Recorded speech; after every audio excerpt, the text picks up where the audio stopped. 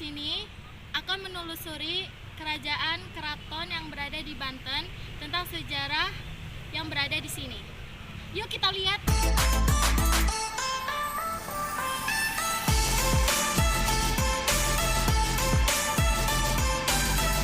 Hai guys, kita di Keraton Kaibon.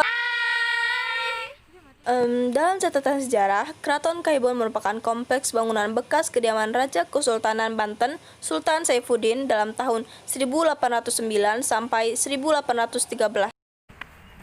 Selanjutnya, pada masa penguasaan Banten berikutnya, bangunan keraton ini ditingkatkan, bahkan konon juga melibatkan ahli bangunan Belanda, yaitu yang bernama Hendrik Lucas Cardil, seorang arsitek berkebangsaan Belanda yang memeluk agama Islam yang bergelar Pangeran Wiraguna.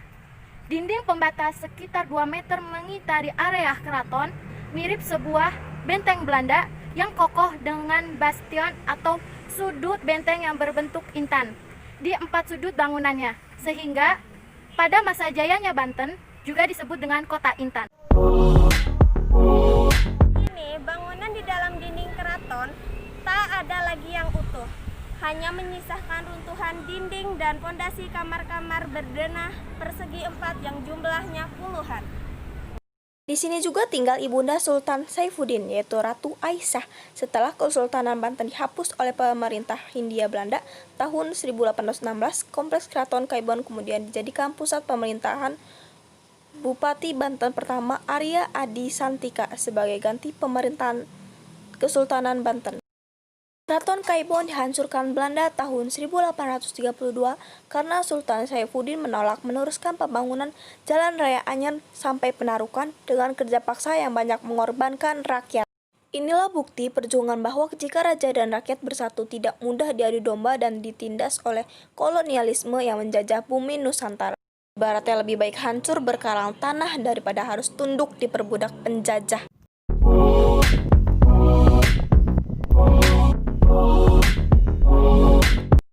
Setelah Keraton Kaibon dihancurkan oleh penjajahan Hindia Belanda, hingga kini reruntuhannya masih utuh, walaupun hanya berbentuk rangka, pilar-pilar, dan pondasi. Reruntuhan bekas keraton ini menjadi cagar budaya dan objek wisata yang menarik karena saat akhir pekan atau hari libur cukup ramai dikunjungi wisatawan. Bagi wisatawan, reruntuhan ini cukup menarik untuk dijadikan tempat duduk, bersantai dengan menggelar tikar, maupun berfotoria baik selfie atau pre-wedding.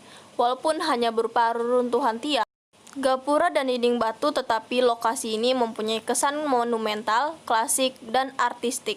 Keraton yang dibangun pada masa Sultan Saifuddin, Sultan ke-21 sebagai persembahannya kepada sang ibu Ratu Aisyah. Dipercaya masyarakat umum dihancurkan oleh Belanda. Ternyata, kompleks istana yang berlokasi di Kampung Kroya, Desa Kesunyatan, Kecamatan Kasemen itu justru dihancurkan oleh rakyat Banten sendiri. Kaibon dihancurkan oleh rakyat Banten sendiri bersama para ulama Banten sebagai bentuk perlawanan terhadap kolonialis. Lebih baik hancur lebur oleh pribumi daripada diinjak oleh kolonial. Ucap peneliti Bantenologi yaitu Yadi Aciadi. VOC menguasai Banten pada tahun 1683, masa di mana Sultan Abu Nasyar Abdul Qohar atau Sultan Haji yang mengkhianati ayahnya sendiri yaitu Sultan Ageng Tirtayasa. VOC membiarkan Kesultanan Banten berkuasa di bawah kontrolnya sampai VOC dibubarkan pada 1 Maret 1796.